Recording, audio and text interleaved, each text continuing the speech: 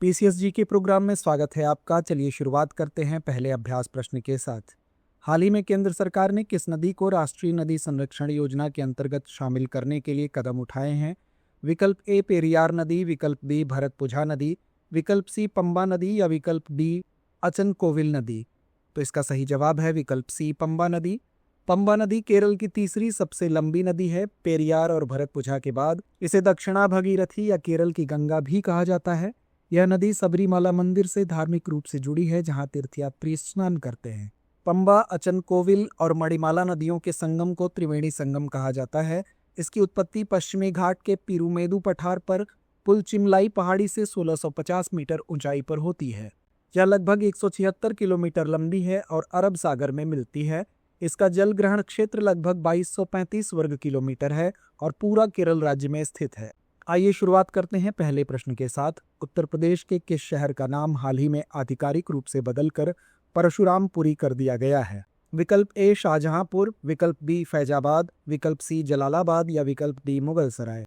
तो इसका सही जवाब है विकल्प सी जलालाबाद। केंद्रीय गृह मंत्रालय ने उत्तर प्रदेश के शाहजहांपुर जिले के जलालाबाद शहर का नाम बदलकर परशुरामपुरी करने को मंजूरी दे दी है, अतः विकल्प सी सही है। शहरों और रेलवे स्टेशनों के नाम बदलने की मंजूरी के लिए सरकार का कौन सा विभाग मुख्य रूप से जिम्मेदार है? विकल्प ए विदेश मंत्रालय, विकल्प बी रेल मंत्रालय, विकल्प सी गृह मंत्रालय या विकल्प डी पर्यटन मंत्रालय। तो इसका सही जवाब है विकल्प सी गृह मंत्रालय। जब कोई राज्य किसी जिले या रेलवे स्टेशन का नाम बदलना चाहता है तो गृह मंत्रालय की सहमति आवश्यक होती है, अतः विकल्प सी सही है। विश्व मानवतावादी दिवस की थीम से कौन सा अभियान जुड़ा है? विकल्प ए मानवता का समर्थन करें, विकल्प बी मानवता के लिए कार्य करें, विकल्प सी मानवतावादी नायक या विकल्प डी वैश्विक संकट प्रतिक्रिया। तो इसका सही जवाब है विकल्प बी मानवता के लिए कार्य करें। मानवता के लिए कार्य करें अभियान इस थीम से जुड़ा है, जो मानवीय कार्यकर्ताओं और नागरिकों की सुरक्षा के लिए कार्रवाई का आग्रह करता है, अतः विकल्प बी सही है। दुग्ध निष्कासन हार्मोन ऑक्सीटोसिन का मुख्य श्रावण किस ग्रंथि द्वारा होता है? विकल्प ए थायराइड ग्रंथि, विकल्प बी एड्रिनल ग्रंथि, विकल्प सी पीयूष ग्रंथि या विकल्प डी पीनियल ग्रंथि। तो इसका सही जवाब है विकल्प सी पीयूष ग्रंथि। ऑक्सीटोसिन हार्मोन का श्रावण पीयूष ग्रंथि के द्वारा होता है। ऑक्सीटोसिन हमारे शरीर की चिकनी पेशियों पर कार्य करता है और उनके संकुचन को प्रेरित करता है।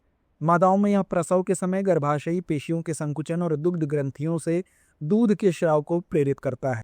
प्रोजेस्टेरॉन हार्मोन का उत्पादन होता है। विकल्प ए वृषण, विकल्प बी अग्न्याशय, विकल्प सी अंडाशय या विकल्प डी वृक्क।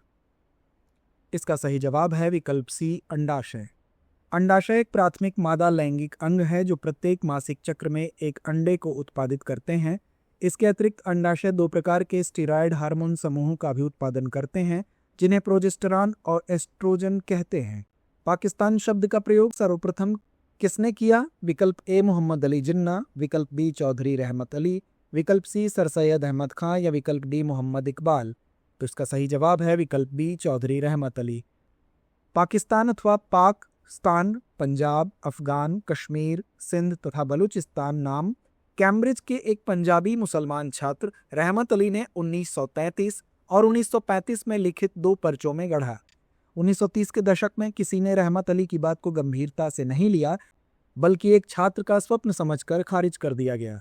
मुस्लिम लीग की स्थापना कब हुई? विकल्प ए 1909, विकल्प बी 1916, विकल्प सी 1906 या विकल्प डी 1940। तो इसका सही जवाब है विकल्प सी 1906। मुस्लिम लीग की स्थापना 1906 में ढाका में की गई। उल्लेखनीय है कि शीघ्र ही यह लीग यूपी के विशेषकर अलीगढ़ के मुस्लिम संभ्रांत वर्ग के प्रभाव में आ गई।